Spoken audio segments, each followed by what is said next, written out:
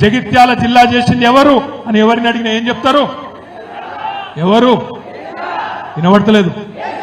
తెలంగాణ తెచ్చింది ఎవరు? జగిత్యాలలో మెడికల్ కాలేజ్ పెట్టింది ఎవరు? జగిత్యాల కలెక్టర్ని తెచ్చి కూర్చోబెట్టింది ఎవరు? జగిత్యాలలో ఎస్పీని తెచ్చి కూర్చోబెట్టింది ఎవరు? జగిత్యాలలో ఈ అవులగాన్ని ఎమ్మెల్యే చేసింది ఎవరు?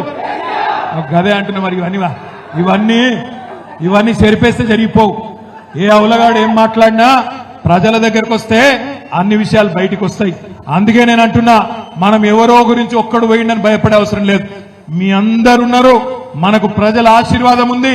తప్పకుండా ముమ్మాటికి నేను చెప్తా ఉన్నా, ఎంగిలి మెతుకుల కోసం ఆశపడే కొంతమంది హౌలగాళ్ళు పోతే పోయిండొచ్చు, బాధపడే అవసరం లేదు. తప్పకుండా మీరు మేము అందరం కలిసి ప్రజల దగ్గరికి పోదాం, ప్రజలనే తీర్పు ఇమ్మందాం. రేపు జగిత్యాలలో కూడా 100% నేను చెప్తా ఉన్నా, ఒక్కొక్క ఉద్యమకారుడు ఎవరైతే మీ ఎమ్మెల్యే గారి చేతిలో ఇబ్బందులు పడ్డాడో, నేను విద్యాసాగర్ రావు గారిని కోరుతా ఉన్నా. విద్యాసాగర్ రావు గారు మీ జిల్లా అధ్యక్షుడు, ఎల్ రమణ గారు మీ జగిత్యాల ముద్దు బిడ్డ, ఆయన ఎమ్మెల్సీగా ఉన్నారు. ఇద్దరిని కూడా నేను కోరుతా ఉన్నా, దయచేసి జగిత్యాల జిల్లా పార్టీ ఆఫీసులో వారానికి 5 రోజులు ఇక్కడి కార్యకర్తలకు అండగా ఉండండి.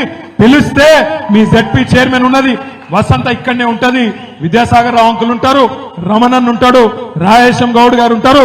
ఎప్పుడు పిలిస్తే అప్పుడు మీ కోరుట్ల ఎమ్మెల్యే గారు నేను వెంటనే ఉరికొస్తామనే మాట కూడా విజ్ఞప్తి చేస్తా ఉన్నా. మీకు మేమందరం అండగా ఉంటాం. సమస్యలు ఏమన్నా ఉంటే శాసన మండలిలో గొంతు విప్పడానికి రమణన్ ఉన్నాడు, జిల్లా పరిషత్ లో గర్జించడానికి మీ చైర్మన్ ఉన్నది, శాసనసభలో మీ తరఫున గొంతు విప్పడానికి మరి కోరుట్ల ఎమ్మెల్యే సంజయ్ గారు ఉన్నారు. నేను మీ అందరినీ కోరేది ఒకటే, ఎవ్వరు కూడా భయపడవలసిన అవసరం కానీ బాధపడవలసిన అవసరం కానీ లేదు. 1-2 నెలలనే మీకే అర్థమవుతుంది.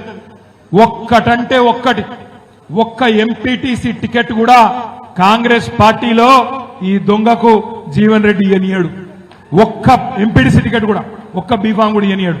ఈ బల కొడతాడు, నాకు తెలుసు జీవన్ రెడ్డి సంగతి. ఈయనను బతకని కూడా బతకనియాడు. ఈయన కేవలం ఆ క్రషర్ కాడ కూర్చొని కంకరేరుకుంటా ఉండాల్సిందే తప్ప ఈయన తను అయ్యేది లేదు, పోయేది లేదు.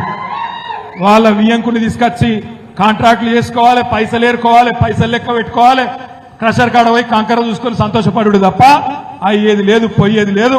కాంగ్రెస్ పార్టీలో ఈయనకు భవిష్యత్తు కూడా లేదు. పెద్దలు ఎప్పుడొక్కటి చెప్తారు, రాజకీయాల్లో హత్యలు ఉండవు, ఆత్మహత్యలే ఉంటాయి. మీ జగిత్యాల ఎమ్మెల్యే ఆత్మహత్య చేసుకున్నాడు, బాయిల దుంకిడు బండ కట్టుకొని. ఆయన జావని మనం ధైర్యంగా నిలబడదాం. లోకల్ బాడీ ఎన్నికల్లో మీ కండగా మేమందరం ఉంటాం. నేను జగిత్యాలలో తప్పకుండా గల్లీ తిరుగుతా, కవితక్క కూడా వస్తది తప్పకుండా.